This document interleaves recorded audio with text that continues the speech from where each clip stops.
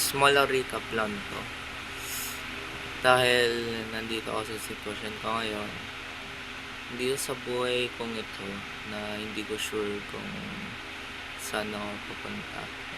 So, may mga konting research ako na ginawa these few days about sa kung ano ang origin ng life and how to how to be feel to be existing organism, existing, creatures dito sa earth.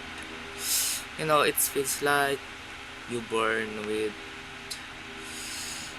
to your molecule, to your cells, and you start to having mind to think, to reason, to process information, to react with people, to feel emotions.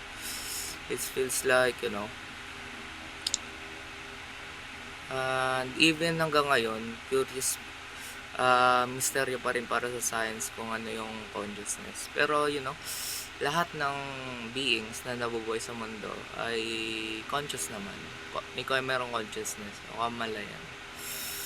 At ako lang, ay gusto ko lang sabihin na bago ako pumunta sa iba-ibang journey ng buhay ko, sa iba-ibang mga sitwasyon sa buhay ko, gusto ko muna i-analyze kung saan ba ako talaga nagmula.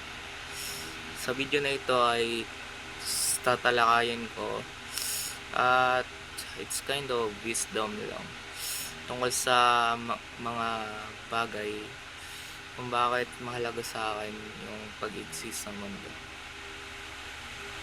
Mahalaga dahil parte tayo ng universe, parte tayo ng earth. Even na balang araw mawala tayo na parang bula na lamang. Even ngayon, posibleng walang meaning sa atin lahat ng bagay. Posibleng pinanganak lang tayo na walang lama, walang intelligence, walang kahit ano, and then natuto tayo eventually. It feels like, a clone of you, experiencing, having a consciousness like other beings na live sa earth. I realized lately that this earth is truly infinite. Through the air, through the sea, through the cities, through the caves, in all aspects, this earth is, absolute infinite. That's why it's prevent mo to think so much na may mga maliliit na bagay, may mga micro steps lang ako na magagawa dito na siguro hindi ko sure kung saan ako makakarating gamit nitong mga binti ko, mga paa ko, kung sino-sino pa yung mga makikilala ko, and lahat tayo dito entities ng earth, like life form ng earth.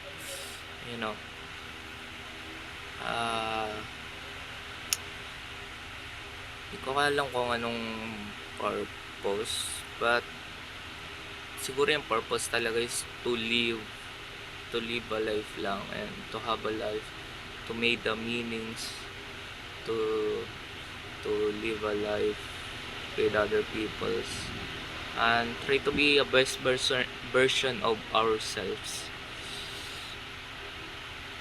For me, before I go to random journeys, I will say na-realize ko na kung ano talaga ako. Alam ko na kung ano talaga ako. Isa akong organic substance, chemical. We are all organic living organisms.